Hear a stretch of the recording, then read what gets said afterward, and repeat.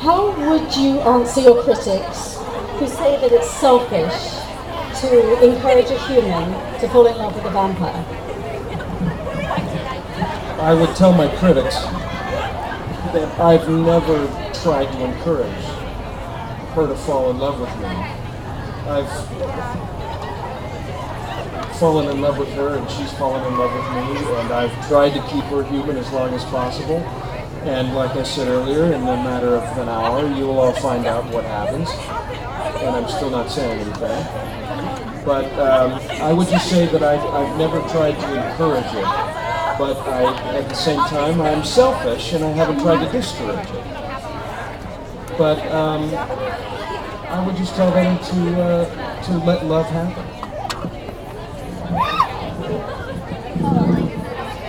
And who has the power to shape your ideas and your beliefs? Bella.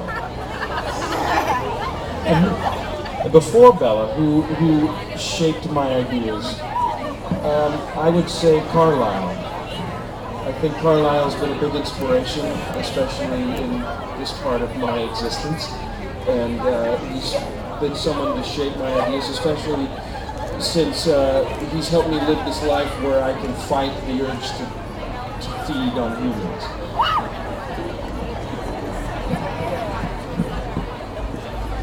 So do we assume that you're going to follow Bella to college? I'm going to follow her everywhere. Yes. So can you tell me a little about your relationship with Tanya? As only a Jacob fan would ask.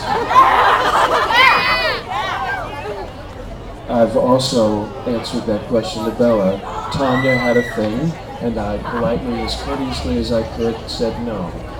And that was it. End of story. Telstar magazine is saying. Do you have a role model? I would say again, Carlyle, in the way he's been able to frame his existence and make the best out of it. I still don't know the answer to his question about a soul. I still fight that answer, but I think it's a worthwhile feat what he has done, and that's why I'm a part of his family. So, thank you. You've answered all my questions, and it's been a pleasure. And now I'm going to hand it over to the audience. So, if there's anybody who has questions, because we only have one microphone, if you could come over here, please come and ask your questions. Okay. Thank you, Angela. Those are some great probing questions. Do you have a question for Edward? What were your feelings when you first saw Bella? Well, when I first saw her, I didn't think much. But when I first smelled her, I was going crazy, as you can well imagine.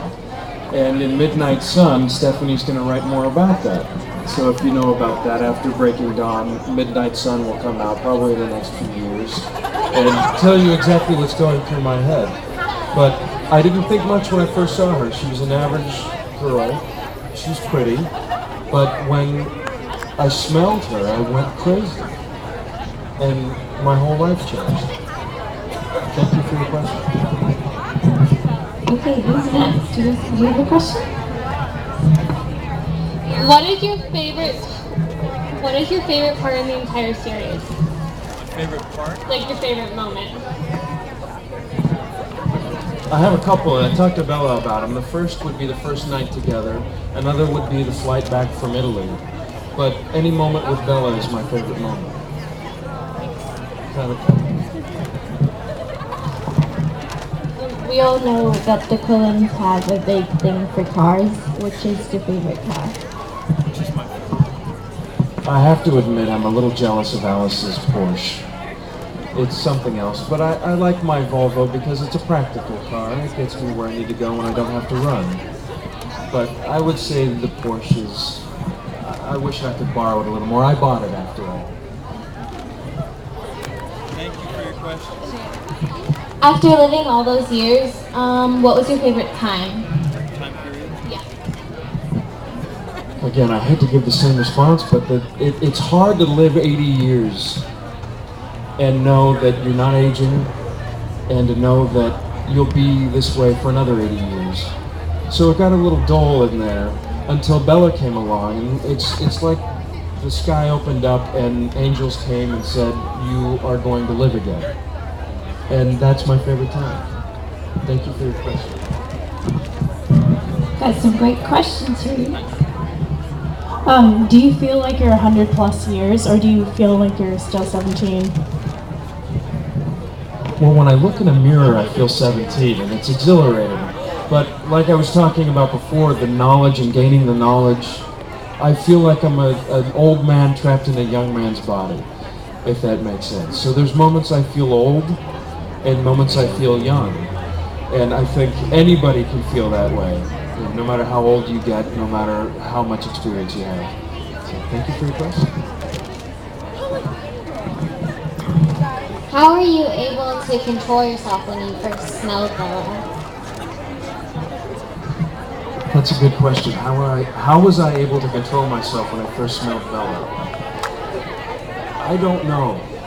It took every ounce of energy that I have in my body to prevent me from attacking and keeping up the facade of being in that classroom and not leaving abruptly and causing people to draw attention to myself. So it took every ounce of strength I have and every conviction that I have with Carlisle's teaching and in his tutorship to not do it. And also the smell was so intoxicating. I fell in love right away in those conflicting emotions of attack and engulfing love. Thank you for your question. So, could you tell us some stories from the time that you went away from Carlisle into Esme in the 1920s and 30s? Well, of course, in those times, in the 20s and 30s, the Great Depression hit. So I don't know how many people know about the history of the Great Depression, but it was a time that was very dark, and a lot of people were doing bad things because they were in dire situations. And some of the people I attacked were in New York on Wall Street.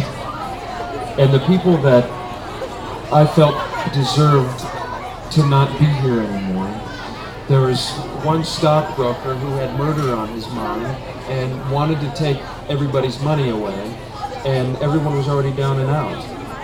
And I just didn't feel that it was right. And there was one instance I felt justified, but it's still a conflicting issue with me because I don't want that. I don't want to have that feeling. So that's one instance. Thank you for your question.